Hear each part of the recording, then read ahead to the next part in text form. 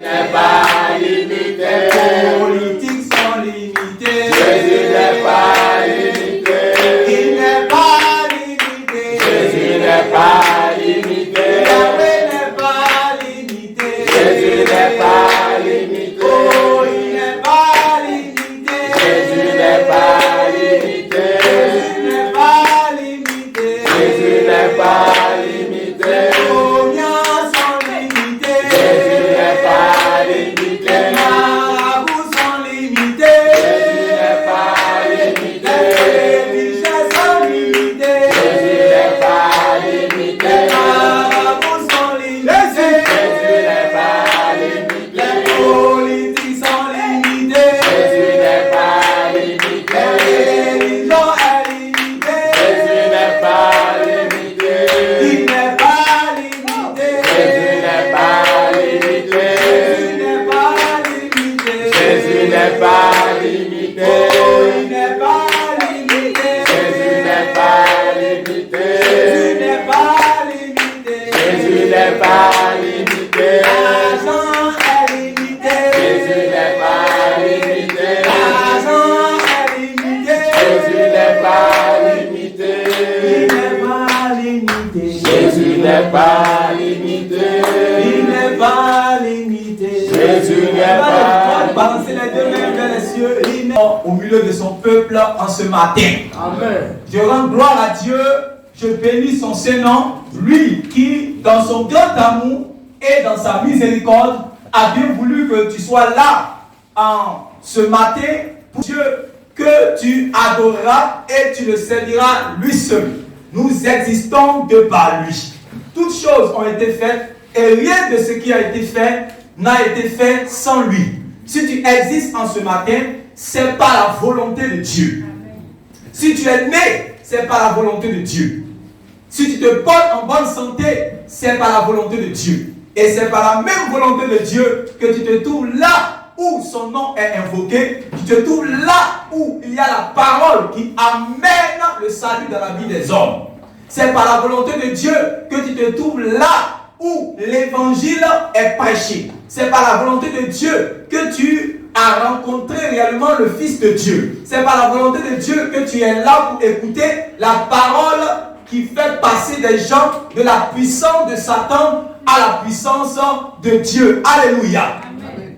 Alléluia. Amen. Et je rends gloire à Dieu lui-même encore dans son grand amour qui a élargi le chemin sur tes pas et qui est avec nous par son Saint-Esprit et qui dispose cette atmosphère afin que nous puissions entendre sa parole qui va nous faire réellement encore du bien. Gloire à Jésus. Amen.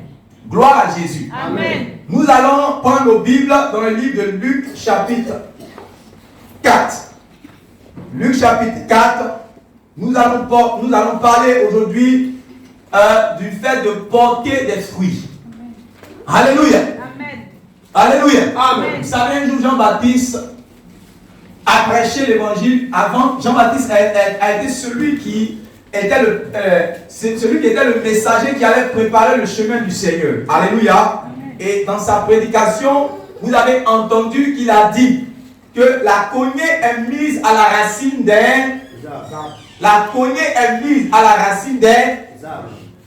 des arbres.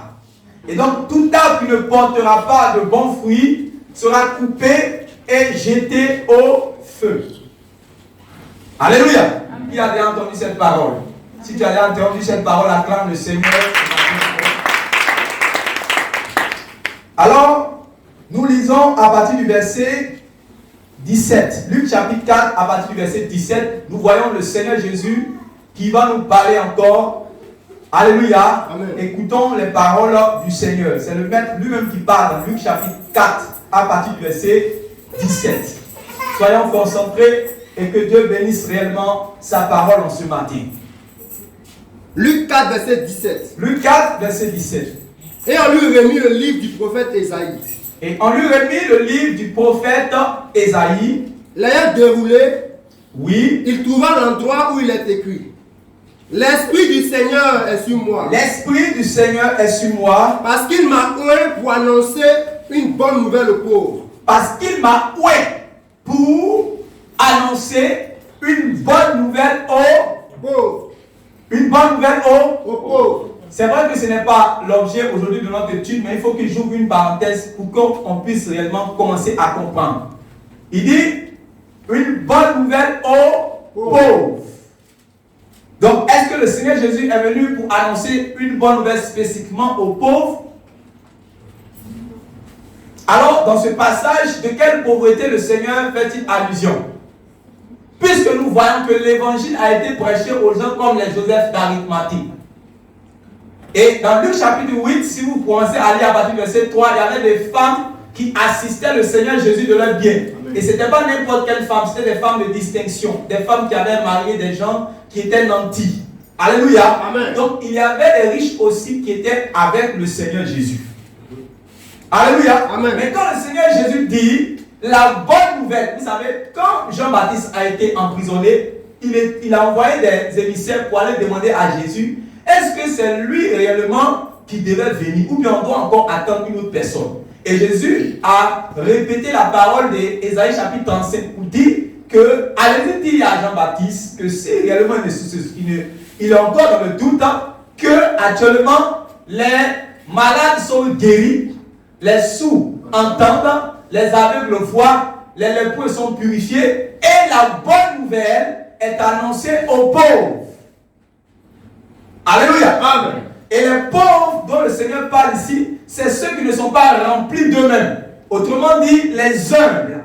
La bonne nouvelle est annoncée aux humbles. Parce que Dieu fait grâce aux orgueilleux. Dieu du moins résiste aux orgueilleux et il fait grâce aux humbles.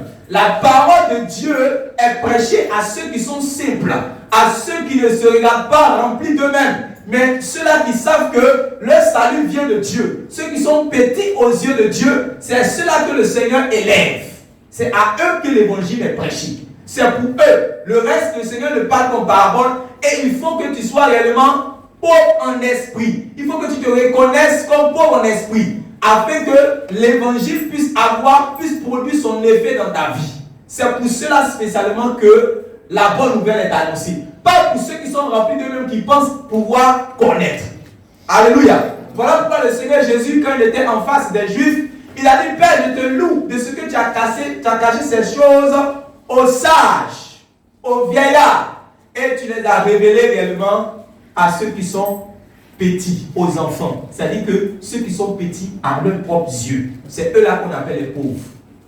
Alléluia. Amen. Donc continue la lecture. L'Esprit du Seigneur est sur moi parce qu'il m'a annoncé une bonne nouvelle aux pauvres. Et ma prière levée de mon cœur, c'est que tu sois dans cette posture pour écouter la parole du Seigneur ce matin. Amen. Oui. Il m'a envoyé pour guérir ceux qui ont le cœur brisé. Il m'a envoyé pour guérir ceux qui ont le cœur brisé. Donc ici, c'est un travail de consolation.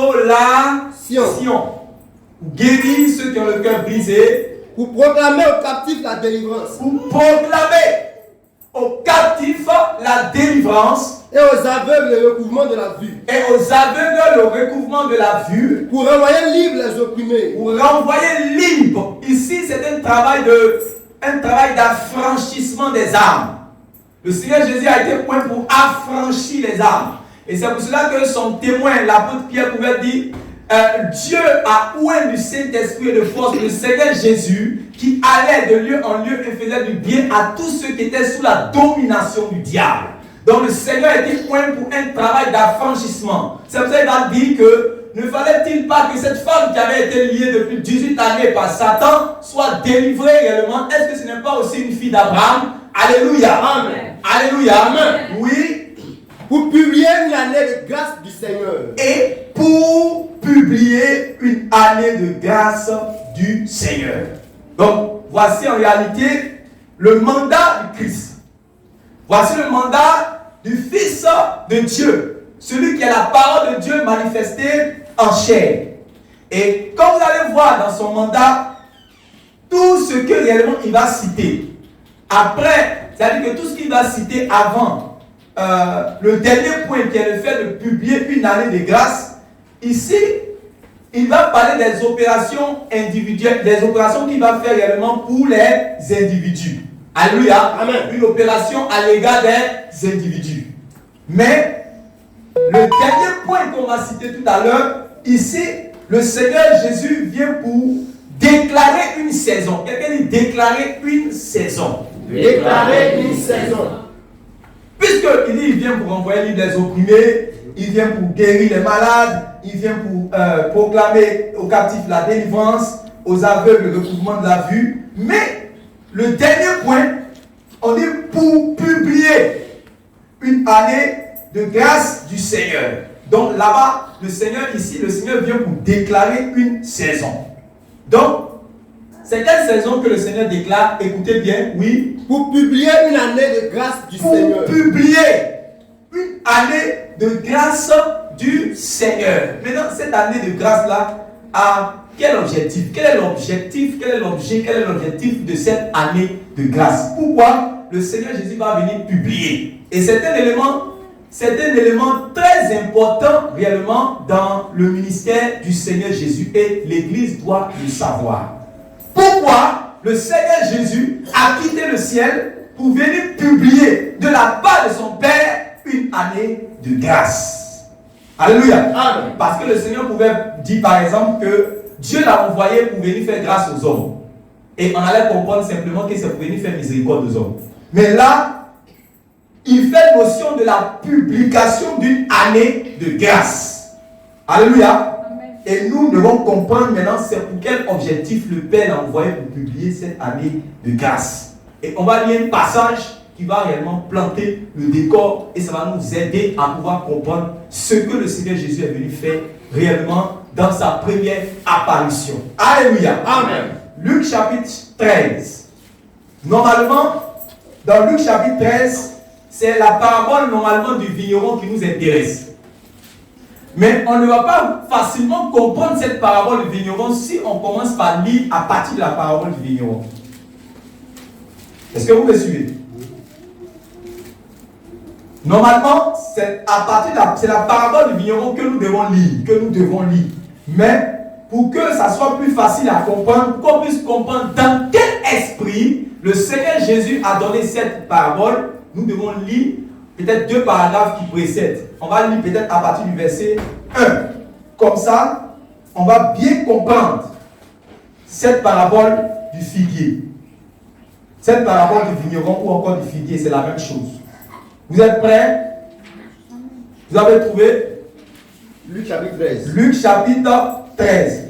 Donc, normalement, c'est à partir du verset 6 qui nous intéresse. C'est-à-dire que la parabole du vigneron. Amen. Amen. Puisque là-bas, on parle de l'arbre et on parle de fruits. C'est là-bas qui nous intéresse. Mais pour que nous puissions mieux comprendre,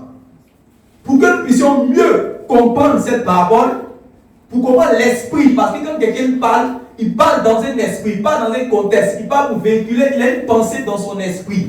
Alléluia. Et c'est cette pensée-là que nous devons comprendre. Selon qu'il a dit, ma parole est esprit et vie. Alléluia. Amen. Donc, lisons à partir du verset 1. Luc 13, verset 1. Luc 13, verset 1. Doucement, oui. En ce temps-là, En ce moment-là, oui.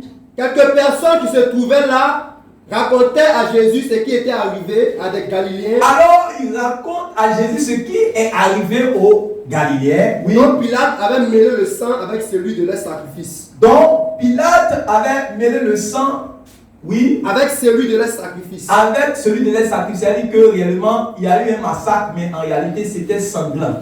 Oui. Il leur répondit. Il leur répondit, Croyez-vous que ces Galiléens fussent plus de grands pécheurs que tous les autres Galiléens? Mardoché, tu vas te calmer pour bien lire.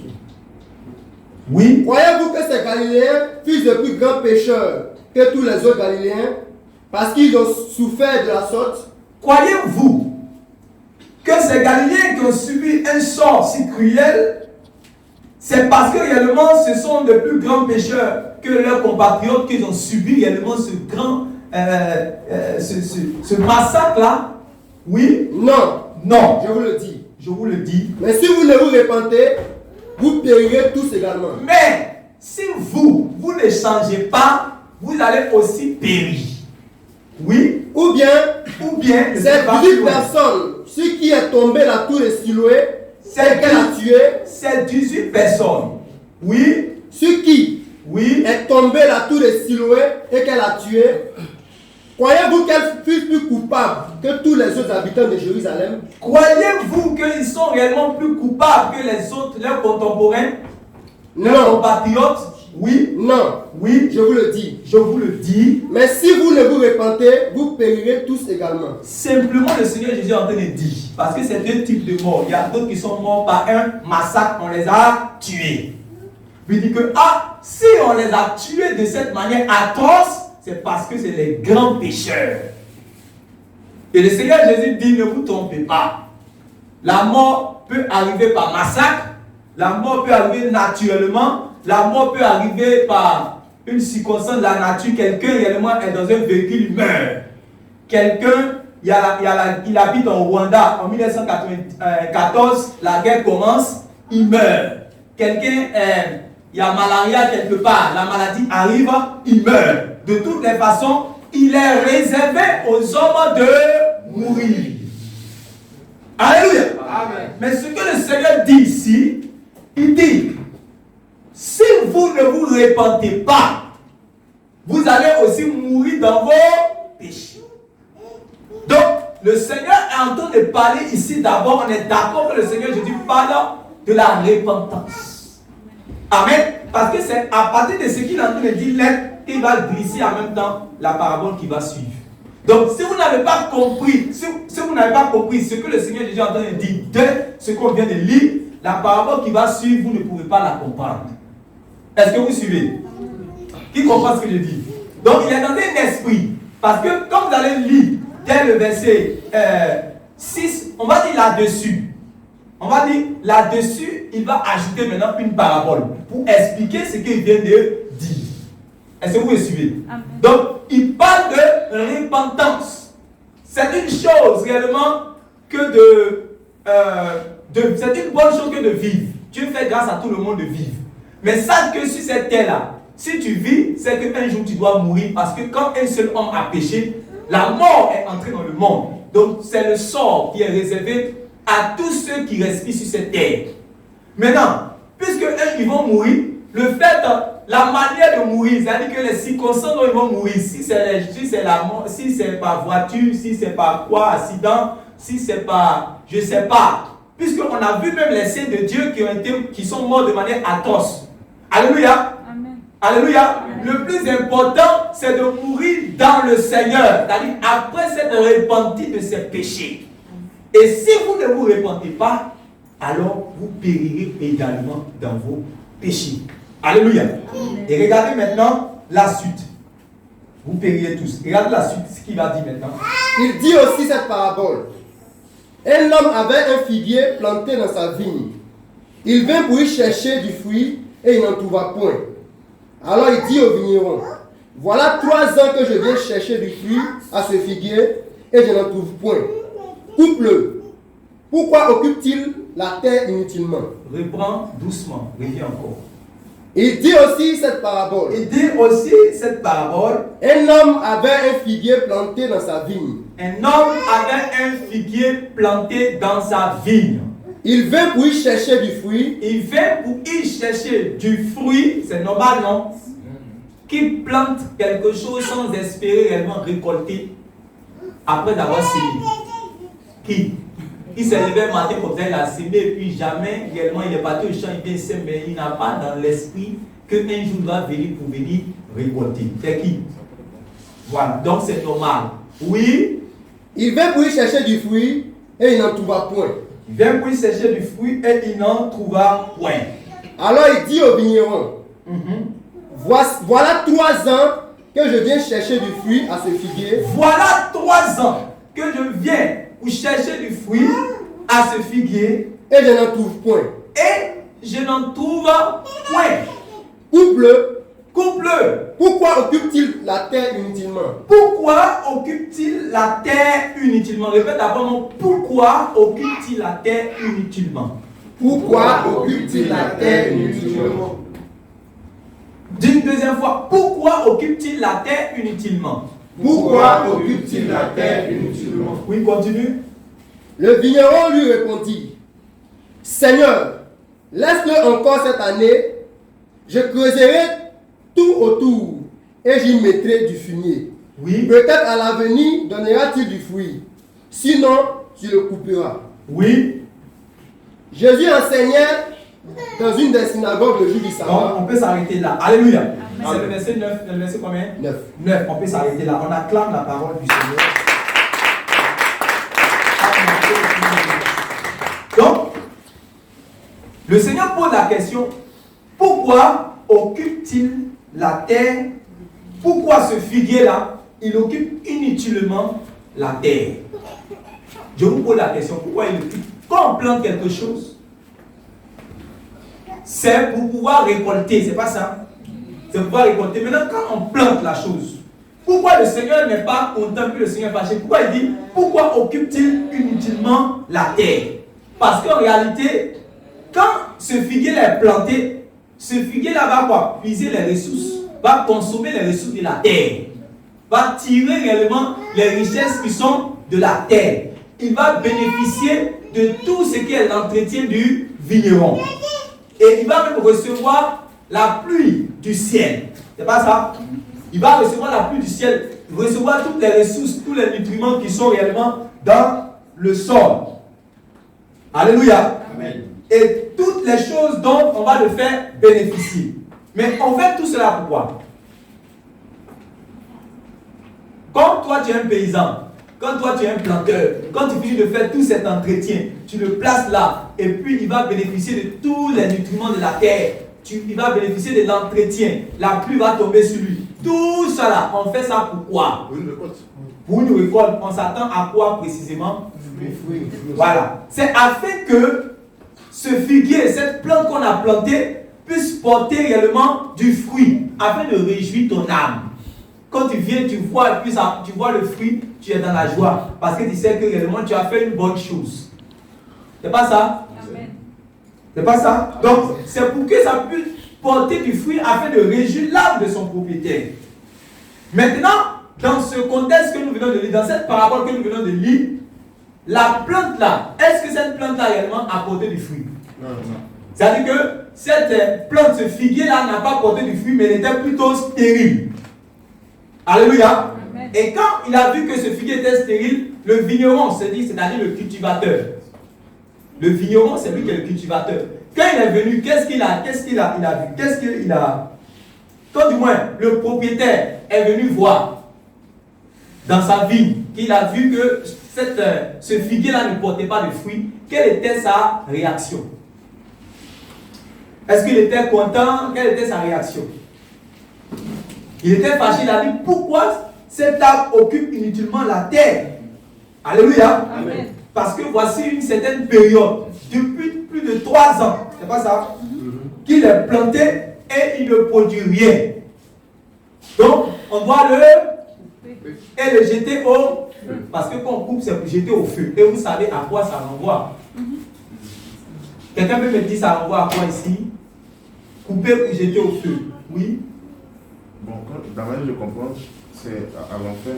C'est-à-dire que c'est à l'enfer. C'est pour jeter cela dans l'enfer. L'arbre là, c'est pour jeter cela dans l'enfer. Donc si tu as compris que c'est l'enfer, est-ce qu'on jette arbre en enfer? Non. Bon. On jette un arbre en enfer? Non. Donc dans cette parabole, il y a 3 entités. Il y a le propriétaire de la vigne. C'est pas ça? Lui, le propriétaire de la vigne. Il y a le vigneron, le cultivateur. Et puis il y a quoi? Le figuier. C'est pas ça? Le propriétaire arrive et puis réalise que le figuier ne porte pas de fruits. Il s'adresse à qui maintenant? Il s'adresse au vigneron. Et il se plaint. Il n'est pas content. Il se plaint. Mais est-ce que quand il s'est plaint, le vigneron a tout de suite réellement coupé automatiquement? Non. Il a commencé à faire quoi? À plaider. Il se postait automatiquement comme un intercesseur. Le vigneron vient ici pour négocier, pour qu'on puisse réellement accorder une rallonge d'1 an encore à ce figuier-là. Alléluia. Amen. 1 année supplémentaire, s'il te plaît. Est-ce que vous me comprenez? Amen. 1 année supplémentaire. Donc, quel est l'objectif réellement de cette rallonge? Pourquoi le vigneron plaide encore, négocie encore Parce qu'on veut couper. Cette table est menacée d'être coupée et jetée au feu. Et le propriétaire est fâché, on veut couper, mais le vigneron se positionne là dans une position d'intercesseur. Il négocie, il demande pardon, il plaide de sorte à ce que le sort de ce figuier qui est stérile puisse réellement changer. C'est comme on peut dire dans notre jargon, il demande encore une autre chance. Alléluia. Quel est l'objectif de cette rallonge? Pendant ces un an, cette année encore supplémentaire qu'on accorde à ce figuier-là, le vigneron va prendre maintenant l'engagement de faire quoi? Selon ce qui est écrit, il prend l'engagement de s'appliquer à creuser tout autour, à mettre encore du fumier, qui est de l'engrais, c'est pas ça? À faire un ensemble de choses pour donner toutes les chances possibles au figuier de pouvoir porter du fruit. Il fait tout son possible pour que ce figuier-là ne puisse pas dire qu'on n'a rien fait pour lui. Amen. Amen. Pour que ce figuier ne puisse pas dire qu'on n'a rien fait pour lui. Donc, je réidentifie encore les trois entités de notre parabole. Le propriétaire de la vigne, c'est qui? Le propriétaire de la vigne, c'est qui? Dieu. Alléluia. Amen. Le vigneron, c'est qui? Jésus-Christ. C'est le Seigneur Jésus. Alléluia. Amen. Le figuier, c'est qui? Le figuier, c'est qui? C'est les hommes. C'est chacun de nous. Et la vigne, c'est quoi? C'est le monde. Alléluia. Amen. Quand Dieu a mis l'homme dans le monde, son objectif était que l'homme puisse marcher dans l'obéissance. Que l'homme puisse se garder du péché et que l'homme puisse marcher dans la crainte de son homme. Vous avez vu que quand il a placé directement l'homme dans le monde, dans le jardin précisément, il lui a donné un commandement et il lui a dit de marcher selon ce commandement. Donc, l'objectif réellement de Dieu n'était pas de remplir la terre de pécheurs. Quand Dieu a créé l'homme, il n'a pas mis le péché dans l'homme. Alléluia. Amen. Alléluia. Amen. Dieu n'avait pas formé le projet de remplir la terre de pécheurs. Jamais. Quand il a mis l'homme sur la terre, en commandant à celui-ci, par exemple, de se multiplier, il voulait une race de justes. Il voulait des gens qui sont conçus à son image et selon sa ressemblance et qui allaient être une extension de son royaume. C'était ça qui était son objectif. Il n'a pas créé le monde pour que le monde soit chaotique. Il n'a pas créé l'homme pour que l'homme puisse devenir pécheur. Mais il a créé l'homme pour que l'homme puisse marcher selon son image. L'homme puisse marcher du moins selon sa parole et que l'homme soit à son image et selon sa ressemblance. Tel il est, tel aussi l'homme aussi est. Alléluia. Donc voilà sa volonté. Mais le péché va rentrer dans le monde. Alléluia. Le péché va rentrer plus précisément dans la vie de l'homme. Et ce péché maintenant va venir saboter le plan de Dieu. Amen. Amen. Si vous lisez Genèse, vous pouvez voir cela. Et donc, à cause du péché, les œuvres des hommes ne seront plus de nature à glorifier Dieu. Ça ne va plus plaire Dieu. Ce que l'homme va faire, si vous lisez déjà même dans Genèse chapitre 6, il va dire mon esprit même ne pourra pas demeurer dans l'homme parce qu'il est toujours tourné vers le mal. Ses actions, les fruits qu'il porte, la nature de ces œuvres-là, ça ne peut pas réellement honorer Dieu. Au contraire, ça énerve Dieu. Alléluia. Amen. Alléluia. Amen. Et donc, les hommes maintenant vont commencer à être dans une posture de rébellion contre Dieu. Alléluia. C'est un peu comme un arbre que tu as planté dans ton jardin. Tu as planté dans un espace, mais dans ton champ. Et puis, quand tu as planté comment on appelle ça, la graine de goyave, ou bien tu as planté le grain d'avocat, tu as mis ça, le noyau d'avocat, tu as mis ça réellement, tu t'attends à ce que tu puisses recevoir de cet avocatier qui va commencer à grandir là, tu puisses recevoir quoi comme fruit.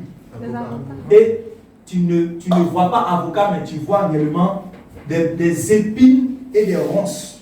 Tu vois des choses désagréables en réalité. C'est la même chose quand Dieu a créé l'homme. Il s'attendait à recevoir de l'homme réellement des fruits mais il voit plutôt des œuvres ténébreuses.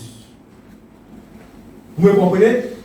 Alors, Dieu décide de juger et d'effacer également les pécheurs sur la terre. Alléluia. Amen. Voilà en réalité pourquoi automatiquement il y avait la hache à côté également de l'arbre. Vous ne voyez pas, la cognée est mise à la racine des arbres. Parce qu'en réalité, l'arbre là n'est pas en train de porter des fruits. Est-ce que vous me voyez, vous me comprenez? L'arbre n'est pas en train de porter des fruits que pour lequel réellement il a été planté. Est-ce que vous me suivez? Il est en train de produire plutôt des fruits contraires à la nature de celui qu'il a planté. Celui-même qui a planté là, il voit plutôt des fruits contraires. Donc, automatiquement, il décide de juger et d'effacer les pécheurs réellement sur la terre. Et c'est là maintenant que le Fils de Dieu entre en action. Alléluia. Amen. Le Seigneur Jésus va entrer dans le monde. Et la Bible dit que la parole était au commencement et les hommes ne l'ont pas reconnu. Puis, le Seigneur maintenant va être manifesté en chair. Selon Jean chapitre 1, le verset 14. La parole qui était au commencement, qui était dans le monde en esprit, va être maintenant manifestée en chair. C'est-à-dire que parmi les hommes. Alléluia. Amen. La parole va se manifester dans une dimension en fait plus tangible, plus pratique. De sorte à ce que personne ne puisse dire qu'on n'a pas connu Dieu. Est-ce que vous me suivez? Amen. La parole va aller au contact des hommes pour faire un certain travail. Quand on parle de ce que on va maintenant mettre du fumier, on va mettre de l'engrais. Parce qu'au commencement, la parole existait. Mais la parole était en esprit et la parole n'était pas dans une dimension plus pratique pour que les hommes même puissent voir cette parole. C'est pour ça qu'il a dit qu'il y a eu 3 années avant. Est-ce que vous me suivez?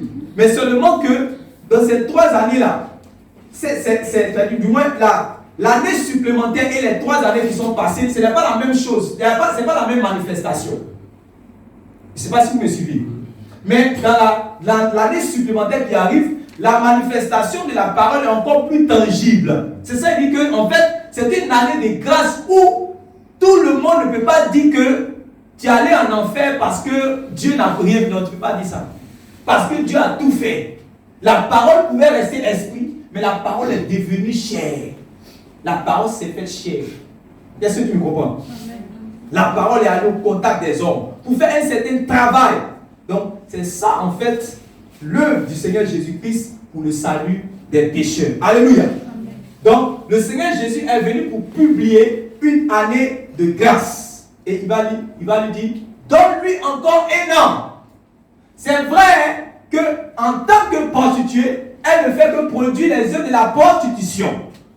En tant que sorcier, il ne fait que produire les œuvres de la sorcellerie. En tant que palabreux, il ne fait que réellement produire les œuvres des palabres. En tant que jaloux, il ne fait que produire les œuvres de la jalousie. Alors, est-ce que Dieu peut réellement recevoir le fruit de la jalousie? Est-ce que Dieu peut recevoir le fruit de la sorcellerie? Est-ce que Dieu peut recevoir le fruit du mensonge? Est-ce que Dieu peut recevoir le fruit de la fraude, de la corruption? Est-ce que Dieu peut recevoir le fruit du boutage? Donc Dieu réellement s'apprête à effacer réellement cet arbre, à découper cet arbre. Alors le vigneron vient, il intercède, il plaide, il négocie, il demande pardon, afin qu'on ne puisse pas abattre, mais qu'on puisse encore accorder une chance. Pour dire à la prostituée qu'on t'accorde encore une chance. Pour dire au voleur qu'on t'accorde encore une chance. Pour dire au marabout qu'on t'accorde encore une chance. Pour dire au franc-maçon que normalement tes œuvres là, on devait te découper depuis longtemps. Tu n'es pas digne de rester sur la terre. On devait t'effacer de la terre. Ce n'est pas pour cela que Dieu a fait que tu puisses entrer dans le monde. Ce n'est pas pour devenir marabout. Ce n'est pas pour devenir tricheur. Ce n'est pas pour payer les concours. Ce n'est pas pour frauder. Ce n'est pas réellement pour tricher. Ce n'est pas pour mentir, pour voler. Ce n'est pas pour cela. Normalement, tu dois être effacé. Mais le Christ, le Fils de Dieu, vient se positionner en tant qu'intercesseur. Il plaide afin qu'on ne te coupe pas, mais qu'on t'apporte une grâce encore nouvelle pour que tu changes. Amen. Alléluia. Amen. Que tu changes de vie. Donc, les 3 années pour nous représentent la vie qu'on avait vécu lorsqu'on n'avait pas Dieu dans nos vies, lorsqu'on n'avait pas Christ dans nos vies.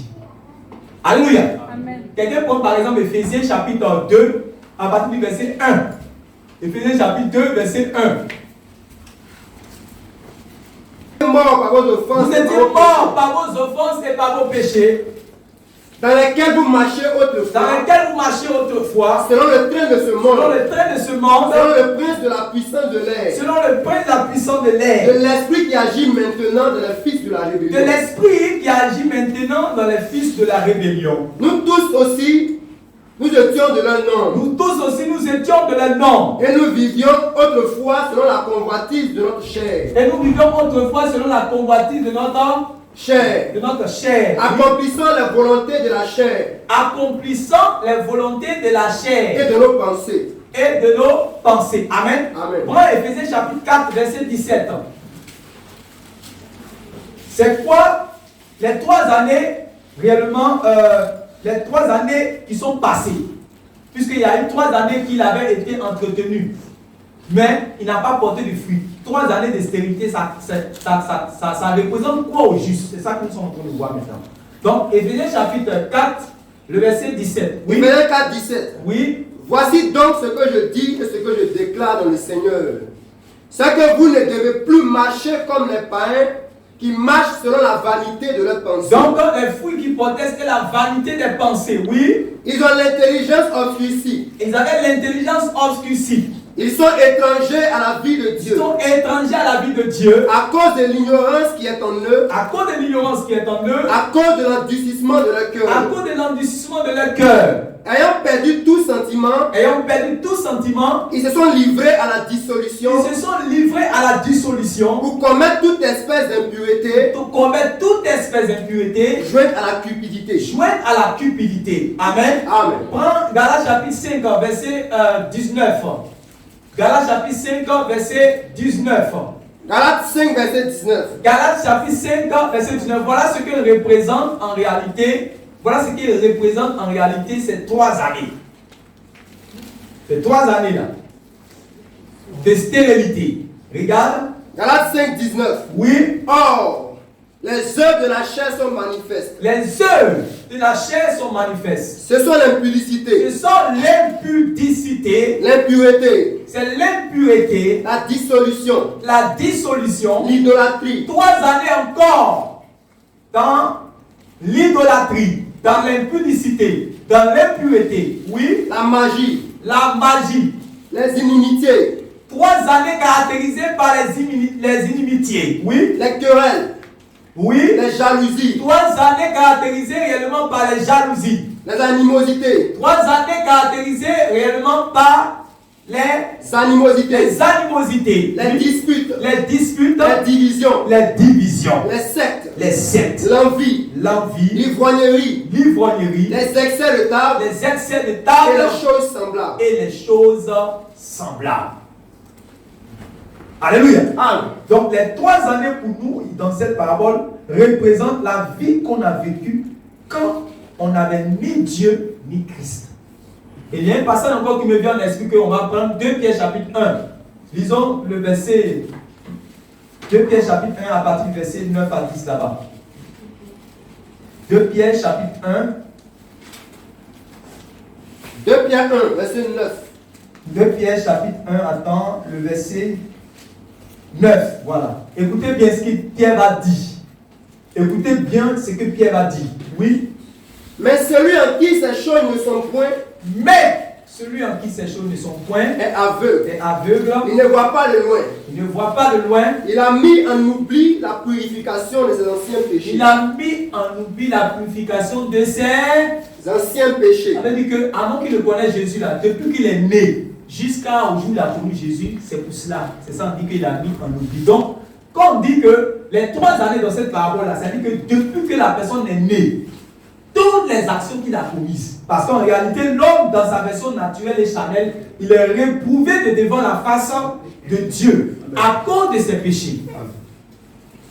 Est-ce que vous me suivez? Amen. Je répète, l'homme dans sa version naturelle et charnelle est réprouvé de devant la face de Dieu à cause de ses péchés. Selon Ésaïe chapitre 59, Ma main n'est pas courte pour sauver et mes oreilles ne sont pas dues pour entendre, mais ce sont vos crimes qui vous éloignent réellement de moi, ce sont vos péchés qui vous empêchent réellement de me voir. Alléluia. Amen. Et c'est à cause du péché que le jugement et la colère de Dieu planent réellement sur nous les hommes. C'est à cause du péché et à cause du péché réellement que le jugement de Dieu et la colère de Dieu planent sur nous. Et c'est d'ailleurs pour cela que nous prêchons le salut. Nous prêchons le salut parce que les hommes sont menacés de la colère, n'est-ce pas? Amen. C'est pour cela que nous allons. Nous ne prêchons pas le salut parce que les hommes réellement ne sont pas mariés et puis doivent se marier. Nous ne prêchons pas le salut parce que les hommes n'ont pas de travail et puis doivent avoir travail. Nous ne prêchons pas le salut parce que les gens sont à Ouassagara, on veut les faire déménager pour les envoyer à Cocody. Nous ne prêchons pas réellement le salut parce que les gens sont au Sénégal, au Mali, en Tunisie et on va les aider réellement à prendre bateau, on va prier ou on va faire quoi pour les prendre bateau, vont arriver en Espagne. Dieu n'a pas envoyé l'évangile pour ça. Il y a une colère qui plane sur tous les hommes, le blanc comme le noir, le riche comme le pauvre, l'esclave ou le libre, la femme et l'homme.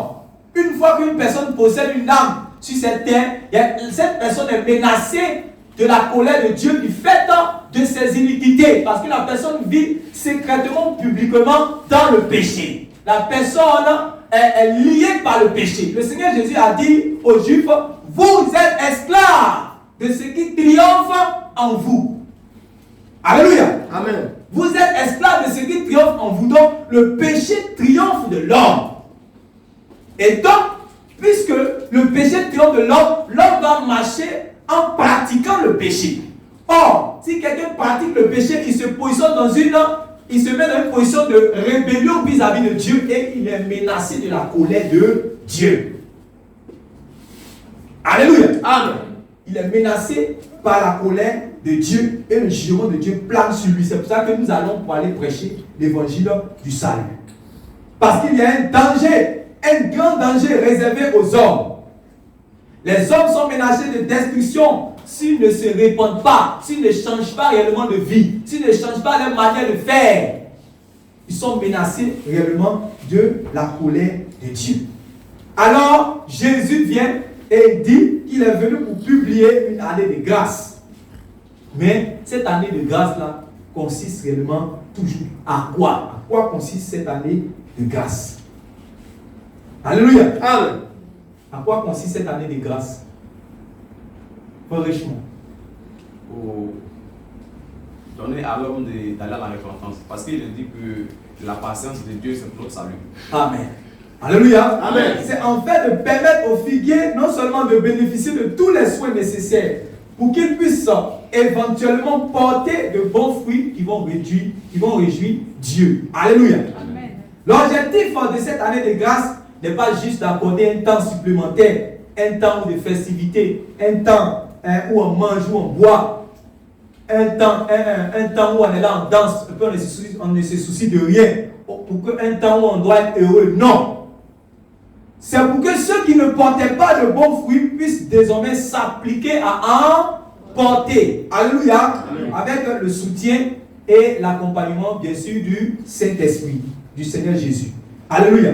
Amen. Maintenant, les fruits là, c'est quoi maintenant les fruits? C'est quoi les fruits dont le Seigneur réellement est en train de parler? Le fruit. Dans la Bible, on parle de fruits. Ça renvoie à quoi? C'est quoi le fruit? Donc, tout à l'heure, pour introduire le message, j'avais parlé de Jean-Baptiste. Amen. Amen. Qu'est-ce qu'il a dit? Pendant qu'il prêchait l'évangile, dans Luc chapitre 3, Matthieu chapitre 3, plusieurs éléments accouraient pour aller se faire baptiser. Amen. Amen. Parce qu'ils ont vu les gens qui ont cru au message de Jean-Baptiste et ils sont rentrés dans l'eau. Parce que Jean-Baptiste, selon Jean chapitre 2, on dit qu'il était dans un endroit, j'ai oublié la ville, du moins le coup d'eau où il était là. On dit c'est parce qu'à Hénon, on dit il était à Hénon, il baptisait là-bas parce qu'il y avait beaucoup d'eau là-bas. Parce qu'il fallait que, on dit baptiso, immerger la personne pour la faire ressortir. Donc c'est pour ça qu'il est allé dans cet endroit pour aller pour baptiser. Puisqu'on appelle Jean le Baptiste. Amen, celui qui baptise. Mais il n'était pas venu simplement pour faire du sur-place, pour baptiser les gens. Il y avait un message derrière cette action. Ce n'était que réellement le symbole de tout un enseignement qui précède cela. Est-ce que vous me suivez? Amen. Mais les gens voulaient aller juste se faire baptiser. Or, Jean-Baptiste ne baptisait pas tant que les gens ne viennent dans l'eau pour confesser leur péché tel que c'est écrit.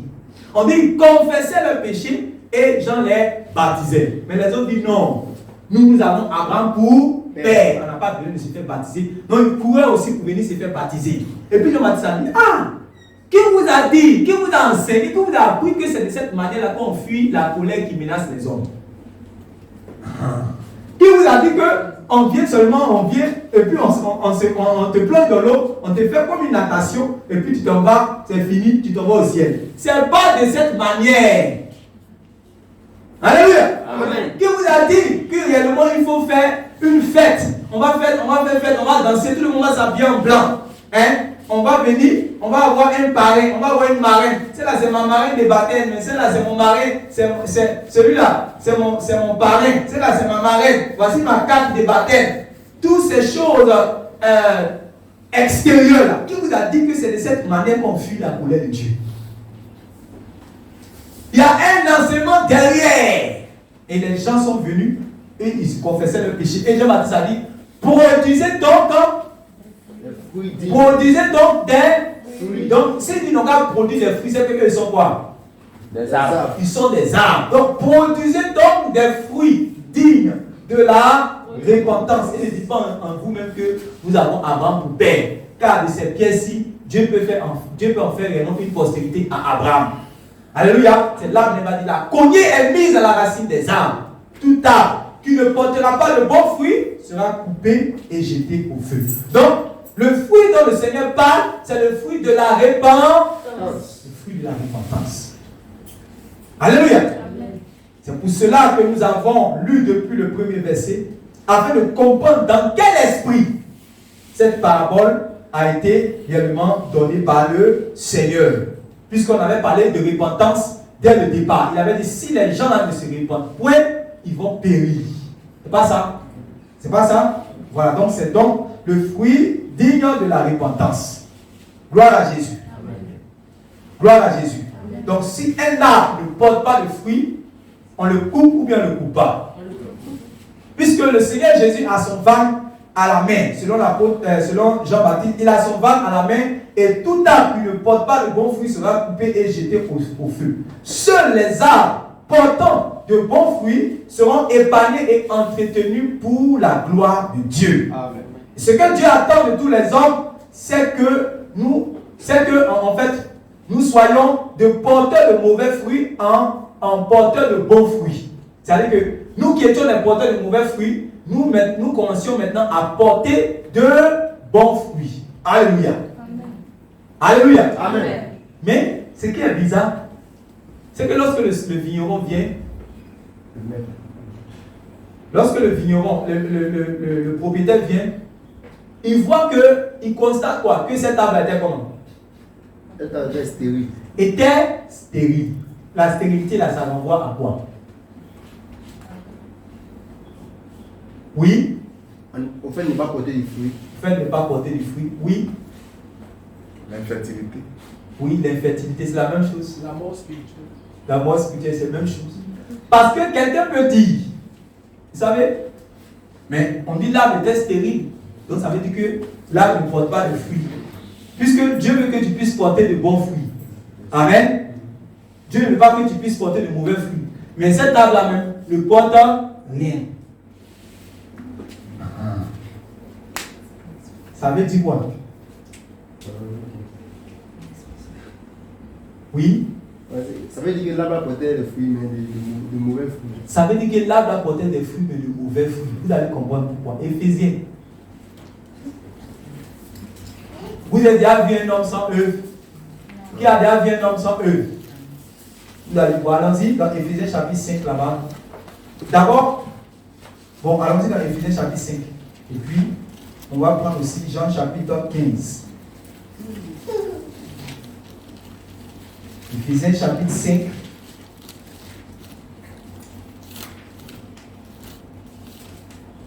Par rapport aux œuvres infructueuses des ténèbres, on va voir. Amen. Nous sommes prêts? Éphésiens chapitre 5, verset 10. Oui. Examinez ce qui est agréable au Seigneur. Et ne prenez point part aux œuvres infructueuses des ténèbres, mais plutôt condamnez-les. Et ne prenez point part aux œuvres infructueuses des ténèbres. Donc, il dit, les œuvres des ténèbres sont quoi? Infructueuses. Ne prenez point part aux œuvres infructueuses. Ah, quand quelque chose est infructueux, ça veut dire quoi? Ça veut dire quoi? Ça ne produit pas de fruits. Mais pourquoi on dit aux œuvres infructueuses? Est-ce que quand quelqu'un, dans Galates chapitre 5, on ne parle pas des œuvres de la chair? Ce sont des œuvres. Mais pourquoi c'est infructueux? Pourquoi on dit c'est infructueux? C'est pas de bon fruit. Parce que ce n'est pas le bon fruit. Aux yeux de Dieu, ces œuvres-là, ça ne représente rien, lui. Ce n'est pas ce qu'il en veut. Ce n'est pas ce à quoi il s'attend. Quand un chrétien dit qu'il est enfant de Dieu et puis il ment, ce n'est pas ce à quoi Dieu, ce n'est pas un fruit pour Dieu. Quand un homme vit dans le désordre, ça n'est pas un fruit, c'est infructueux. C'est infructueux aux yeux de Dieu. Est-ce que vous me voyez? Est-ce que vous comprenez? Amen. Voilà pourquoi il dit que cette arbre était stérile. Ce n'est pas qu'il n'y avait rien sur l'arbre. Il y avait les choses sur l'arbre. Est-ce que quelqu'un comprend? Amen. Seulement, Papa Gano, ce n'est pas qu'il n'y avait rien sur l'arbre. Mais pourquoi il parle de stérilité? C'est ça qu'on est en train de lire ici. Lis encore. Examinez ce qui est agréable au Seigneur. Oui. Et ne prenez point part. Et ne prenez point part aux œuvres, aux actions. Est-ce que action on ne voit pas? Est-ce que action c'est pas un fruit? Pour que tu puisses comprendre que c'est un fruit, reviens deux versets précédents encore. N'ayez donc aucune part avec eux. Lis au verset. Attends, j'ai pas la version de 8 secondes ici. Mais c'est pas grave. Lis au verset.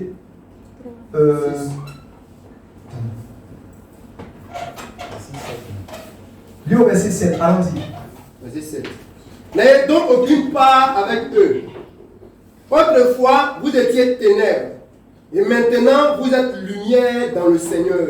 Voyez, autrefois, vous étiez ténèbres, et maintenant, vous êtes lumière dans le Seigneur. Oui. Marchez comme des enfants de lumière. C'est-à-dire que, conduisez-vous, pratiquez les œuvres des enfants de la lumière. Oui. Car le fruit de la lumière consiste en toutes sortes de bonté. Car le fruit de la lumière, ouais, le fruit de la lumière consiste en toutes sortes de bonté. Et pour comprendre ce dont il est en train de parler, vous pouvez lire par exemple dans Matthieu chapitre 5, verset 14 à 16. Lisons, quelqu'un prend Matthieu chapitre 5, verset 14 à 16. Matthieu chapitre 5, verset 14. Lisez verset 15 à 16 directement. Vous êtes la lumière du monde. Vous êtes la lumière du monde. Écoutez, hein. Une ville située sur une montagne ne peut être Une ville située sur une montagne ne peut être cachée. Et on n'allume pas une lampe pour la mettre sous le boisseau. Et on n'allume pas une lampe pour la mettre sur le boisseau. Mais on la met sur le chandelier. On la met sur le chandelier, Et elle éclaire tous ceux qui sont dans la maison. Et elle éclaire tous ceux qui sont dans la maison. Maintenant, regardez ce qui va suivre. Que votre lumière luise. Que votre lumière luise ainsi devant les hommes. Devant les hommes. Afin qu'ils voient vos bonnes œuvres. Ah! Ce qui émet, ce qui met la lumière, c'est quoi? Ce sont les œuvres là qui mettent la lumière. Donc, quand quelqu'un dit, ah, ici la lumière, ma vie brille, c'est la gloire de Dieu. Non, mon ami, c'est ton comportement. C'est ça qui met la lumière. Quand ton comportement est mauvais, ça met les ténèbres. Et le vigneron en haut là-bas, le propriétaire de la vie en haut là-bas, dit que lui là, on va le couper. Si vous venez qu'à s'appeler chrétien, christorien, disciple, quoi, tout ça là. Si on voit que les œufs qu'il produit là, ça ne sent pas, c'est pas ce pourquoi on l'a planté, on va le couper. Donc, les œuvres là, ça met la lumière. Et quand le monde voit cela, le monde va glorifier Dieu. C'est pas ce qu'il a dit. Donc, allons-y maintenant dans notre passage qu'on entend les lire. Car les fruits de la lumière consistent en toutes sortes de bonté. Car les fruits de la lumière, maintenant il va détailler, consistent en toutes sortes de bonté, de justice et de vérité. Examinez ce qui est agréable au Seigneur. Voyons. Examinez ce qui est agréable au Seigneur. Et ne prenez point part aux œuvres infructueuses des ténèbres. Donc, première partie, il avait parlé de fruits. Deuxième partie, il parle de œuvre. Vous montrez que œuvre et puis fruits, c'est la même chose. Est-ce que vous comprenez? Amen. C'est la même chose. Répète le verset où on a parlé des fruits de la lumière. Et puis remplace fruits par œuvre, puisque c'est la même chose. Oui? N'ayez donc aucune part avec eux. N'ayez donc aucune part avec eux. Autrefois, vous étiez ténèbres. Autrefois, vous étiez ténèbres. Et maintenant, vous êtes lumière dans le Seigneur. Et maintenant, vous êtes lumière dans le Seigneur. Marchez comme des enfants de lumière. Marchez comme des enfants de lumière. Car les œuvres de la lumière Car les œuvres de la lumière consistent en toutes sortes de bonté, consistent en toutes sortes de bonté, de justice de justice et de vérité. et de vérité. Là, le verset 10, lis le verset qui suit Et maintenant. ne prenez point part aux œuvres infructueuses des ténèbres. Et ne prenez point part aux œuvres infructueuses. Vous voyez là-bas, c'est infructueux parce que regardez, c'est pas ce qu'on veut. Sinon, quand de la même manière que quelqu'un manifeste la bonté, c'est pas un fruit. Ça veut dire que la méchanceté, elle aussi est un fruit. Mais seulement qu'aux yeux de Dieu, c'est la stérilité. Ce n'est pas ce qu'il veut. C'est pour ça qu'il a demandé, est-ce qu'il y a un homme sur la terre qui ne fait pas d'œuvre? Est-ce qu'il y a un homme? Soit il va faire de bonnes œuvres, soit il va faire de mauvaises œuvres. Mais les mauvaises œuvres, là, aux yeux de Dieu, c'est la stérilité. C'est bon? Amen. La stérilité. Jean chapitre 15. Donc, vous voyez, quand le Seigneur parle de fruits, c'est la conduite que nous avons. Les fruits que l'homme porte, c'est la conduite qu'il manifeste. Parce qu'aujourd'hui, beaucoup de personnes sont en train de dire non, qu'on est sauvé par la foi, la conduite ne va pas te sauver. Dis à cette personne que la personne se trompe. Dis-lui dans l'amour qu'elle se trompe. Alléluia. Amen. Dis-lui avec tout ton amour que, mon ami, ce que tu dis avec de gros mots, c'est bon, mais il faut bien lire ta Bible. Alléluia. Amen.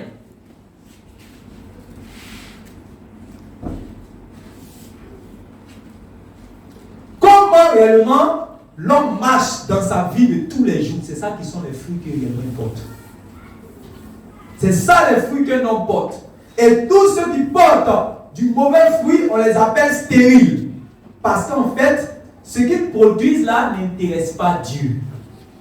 Est-ce que vous me suivez? Amen. Dieu, lui, veut voir du bon fruit. Il veut voir le fruit de la justice. Alléluia. Amen. Il veut voir le fruit de la justice. Il veut voir le fruit de la sainteté. Il veut voir le fruit de la miséricorde. Voilà le fruit que Dieu veut voir. Le fruit de la justice. Quand un homme marche dans la justice de Dieu, il est dans la droiture. C'est ça qu'il veut voir. Le fruit de la sainteté. Quand un homme a la haine du mal, il n'est pas à l'aise quand il est dans un bar. Il n'est pas à l'aise quand on lui envoie un message et puis on dit que bébé, tu es où?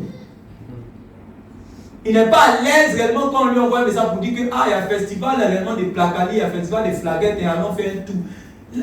Il n'est pas à l'aise parce que maintenant il aime la sainteté. Alléluia. Amen. Mais sous les plans d'impudicité, plans de plaisir sexuel, plans de mensonges, plans de fraude, tout ça réellement, ça ce n'est pas les fruits que Dieu veut voir. Dieu veut voir le fruit de la miséricorde. Et non, mais miséricordieux, c'est-à-dire que les gens qu'on rejette, toi réellement tu les accueilles. Toi, vous avez vu la parabole du bon samaritain qui a déjà vu cela.